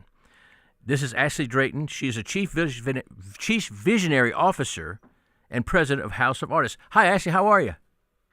I'm grateful, John. How are you? I'm good. I love to talk to you. You're one of the most delightful people I know. You really are. You're great. Oh, thank you. Thank you so much. I'm so thankful for your support. Oh, absolutely. Absolutely. You do a lot of work there at House of Artists. Talk about that. Now, how did you come up with the name House of Artists for an autistic foundation? Yes, House of Artists, the name was founded because we focus on creative arts careers and passion for autistic youth and adults. So art is in our home, it's in our passion, it's in our heart. So that's how House of Artists became about. We focus on creative arts skills such as animation, voiceover, underwater photography, graphic design, and so much more within our organization to truly show what they're capable of doing and to bring out their gifts, talents, and abilities. Now, do the members of House of Artists, the autistic people, do they take part in those things or go see those things? What do they do? Yes, they absolutely do. So it's 48 hours of workshops, and we have different locations throughout the U.S. We are founded in Atlanta, Georgia, and every day is a different experience centered around creative arts, trade skills, life skills, independent living, and we have over 100 community partners, and we go through all of a variety of creative arts careers, trade skills training each day. And so we have a program from 8 a.m. to 4 p.m., and it's Monday through Saturday. Oh wow. Now, we hear more about autism now. We didn't hear about it before. We heard different things, but we didn't hear it. Why do we hear about autism now more so than we used to hear about it? I think putting a name to it has made a difference in regards to hearing about it more, right? There used to be different names that it was centered around previously, many years ago. And I think that as time has evolved and more research has been conducted, I think that categorizing it as a spectrum has kind of put everything into one envelope, if you get me, because it says that, okay, well, there's Asperger's and there's all of the other different levels of autism in the spectrum. So I think that individual characterizations that were previously sometimes deemed offensive, whether they used a different type of terminology centered around someone's ability or lack of ability, was determined as a different way to connect with their academic success. And I think that because of the research that has been done, the recharacterization of the word and the term autism spectrum disorder has now encompassed all of a multitude of characteristics, behaviors, and qualities. So I think it has centralized all of the concerns for not only community members, but also for parents who are watching developmental growth in their loved one. So I think that the increase just comes from putting it all together and centralizing it versus having individual thoughts or presumptions of what one characteristic or quality in someone's behavior looks like. So I think it has now been a central hub of research, a central hub of communication, and a resource for a lot of families to be able to, have a safe space to say this is what they may think it is, or teachers may refer for studies and further tests to be done to identify what these behaviors and these actions mean. So I don't think it's necessarily an increase of more people per se. It could be. But it's more so of this is what, this is called based on these characteristics and behaviors, and it's all in this one thing, ASD, autism spectrum disorder. Is there, we hear about the spectrum a lot. Is there a number of, you hear there's so many areas of the spectrum. Is there a 200 things on the spectrum, 50 things on the spectrum? Is there a certain number of things that are on the spectrum? Am I making sense? Yeah, no, you are. I think that there's, I don't know if there's a definite number per se, because there's so many different characteristics that resemble autism. However, a lot of people who are autistic also have a comorbid diagnosis. And so what that means is it's not just autism, right? It could be autism and Down syndrome. It could be autism and they have a speech impediment or hard of hearing, or they're deaf. So sometimes characteristics and qualities may be like-minded in one way, but also very different in another, because it's a dual diagnosis, or there's a tri-diagnosis, right, where you have three or more. So I think that when we look at, is it one thing, two things, 200 things, I think that it's a variety of all of it, and depends on person to person and what is encompassing their diagnosis with autism. Talk about your Camp Artism. We've got about a couple more minutes left, and talk about that, because I know Camp Artism is important for you. It's important for people who want to join the camp. Talk about that camp. Yes, Camp Artism is our flagship program at House of Artists Foundation. It is where our vocational training happens and exploratory career options centered around creative arts careers, like I mentioned before, voiceover, animation, videography, underwater photography, and so much more in driver training, CPR training, and different things like that. So I think that for Camp Artism, it's a unique experience because it is 8 a.m. to 4 p.m., so it's full day, where some of you used to doing half days, but it's Monday through Saturday, and we have community partners that we go and do the workshops with each day. So one day we may have 4 or 2 different workshops, and it could be centered around underwater photography and voiceover. The next day we could be doing special effects makeup and learning about set design. The next day it could be something completely different, but it's all centered around where their passion is, because we all want to be known well for what we do well at. So I think that having the opportunity to know that I can have a career, even though they may be on the spectrum, we're focusing and highlighting what they do well. So if that is illustration, if that is doing makeup, if that is voice acting, if that is performance acting where you're on stage or you're in television and film productions, that's also very meaningful. And it's a great way to help someone's morale be championed, regardless of the daily challenges with autism. Right. And where can they find out more about that and more about Camp House of Artists in general? Where can they find out about that? Yes, our website is www.campartism, so ARTISM.com. That's our website for the program. And then House of Artists with an S on the end, foundation.org is our organization's website, www.houseofartists, artists is plural, foundation.org. Great. Well, Ashley, thank you so much for being on today. I really appreciate it. And I appreciate what you're doing for autistic people. It's making a difference, and I appreciate what you do at House of Artists. Thank you very much. Thank you, John. We certainly appreciate your support. Thank you. That's Ashley Drayton. She is the Chief Visionary Officer and President of House of Artists Autism Foundation, and you can go find them at houseofartists.com. So check them out. They're doing some great work there, and their Camp Artism is really good too. Caleb, we made it. We made it. We made it. John, we've made it to the end of the show. You blink and you miss it, am I right? I did. It was just like, man, it was all of a sudden, bing. I was about to say, you hear the start of the show, and then all of a sudden you go get some extra coffee during the break, and then you come back and go, wait a minute, what do you mean we only got less than a minute left? I know. How does Martha do it all the time? There's been many times, John, when I'll come into work, and I come in at 5 in the morning, and I'll have an email in my inbox. Is it 2 in the morning, 3 in the morning, many times. Yes. Where it's just already laid out for the day, just countless, scouring the internet for various clips from X amount of political commentators or any of the hot button issues of the day. And like I said, Martha does a fantastic job. And like I said, she'll be back on Monday. We have Tom Smiley filling in tomorrow. Fan favorite here. And he is. I know one thing. We have some oatmeal cream pies in the back there, but I don't think they're going to make it through tomorrow. Tom is an absolute fiend when it comes to the oatmeal cream pies. Well, his doctor recommends more oatmeal, so. Yeah. I love him. He's great on the show. He's great filling in for the show. He really is. Hey, thanks, everybody. Thank you for listening to me. I'm John Clark, filling in for Martha